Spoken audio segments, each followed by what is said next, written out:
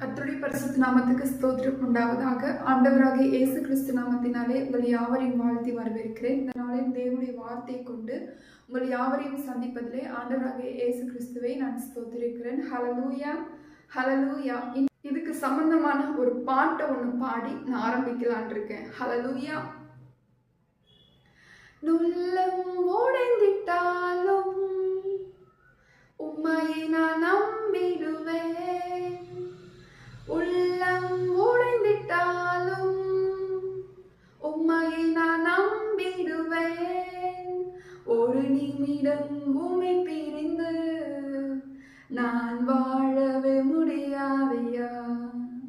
ஒரு நிமிடம் உம்மை பிரிந்து நான் வாழவே முடியாதையா.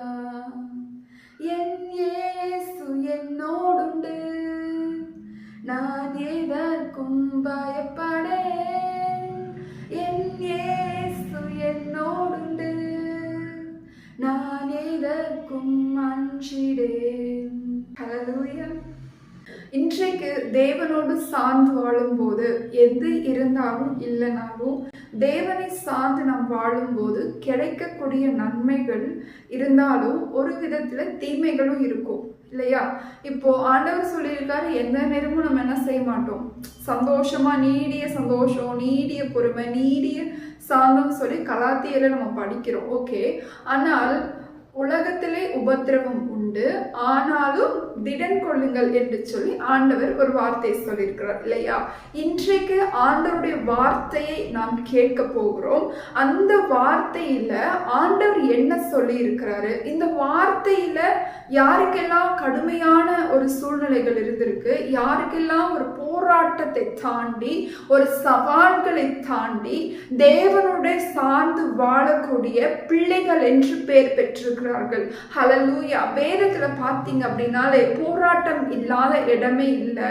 போராட்டம் நிறைஞ்ச வாழ்க்கையில தான் தேவனாகிய கர்த்தர் செயல்பட முடியும். ஹல்லேலூயா. அதுதான் பெரிய சாட்சி.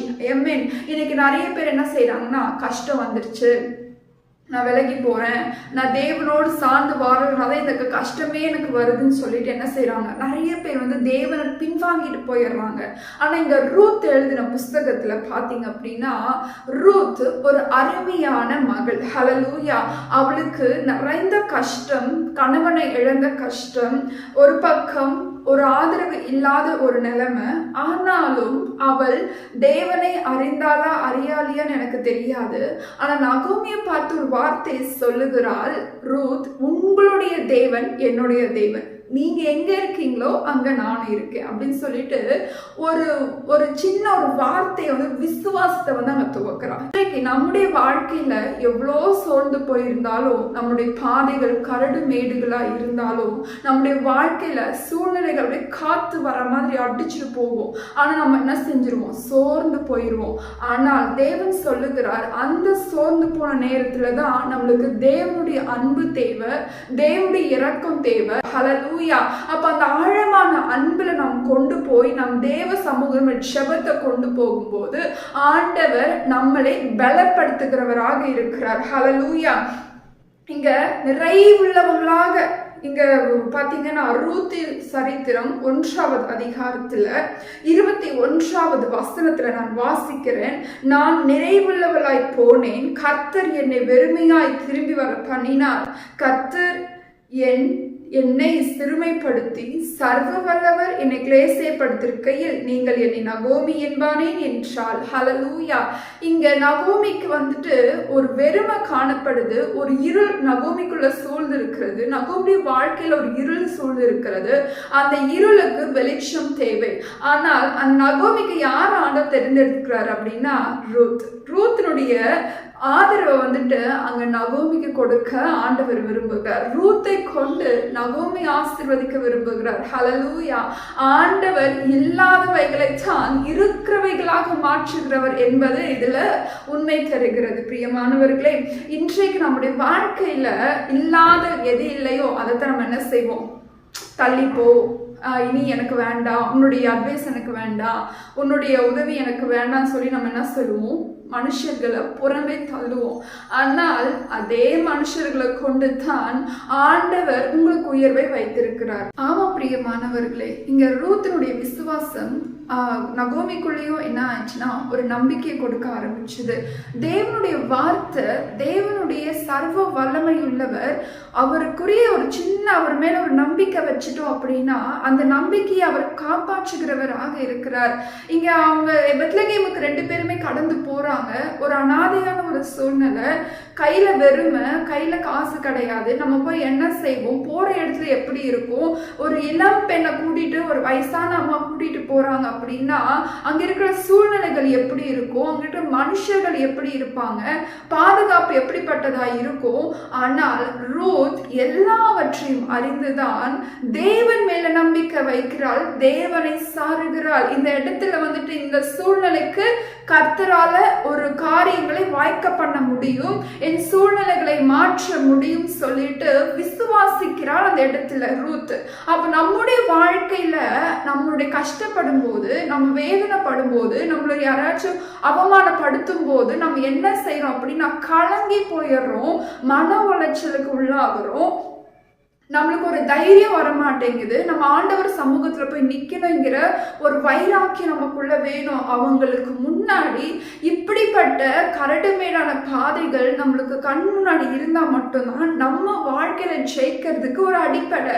ஆனால் நம்ம என்ன நினைக்கிறோம், இது எதுவுமே இருக்கக்கூடாது, சந்தோஷமா இருக்கணும், எந்த பிரச்சனையும் இருக்கக்கூடாது, போற இடத்துல பிரச்சனை இருக்கக்கூடாது, ஆபீஸ்ல பிரச்சனை இருக்கக்கூடாது, ஏதாச்சும் நம்ம வார்த்தை பேசிட்டாங்க அப்படின்னா உடனே கலங்கி போயிருமே ஆபீஸ்க்கு நான் போக மாட்டேன்னு சொல்லிடுறது. இனிமே ஸ்கூல்ல ஏதாச்சும் ஒரு ஃப்ரெண்ட்ஸ் மத்தியில ஒரு சண்டை நடந்தது அப்படின்னா, சண்டை நடந்தா அதை ஃபேஸ் பண்ணக்கூடிய தைரியம் நமக்கு வேணும். ஆனால் நான் இனிமே ஸ்கூலுக்கு போக மாட்டேன்னு சொல்றது, காலேஜுக்கு போக மாட்டேன்னு சொல்றது.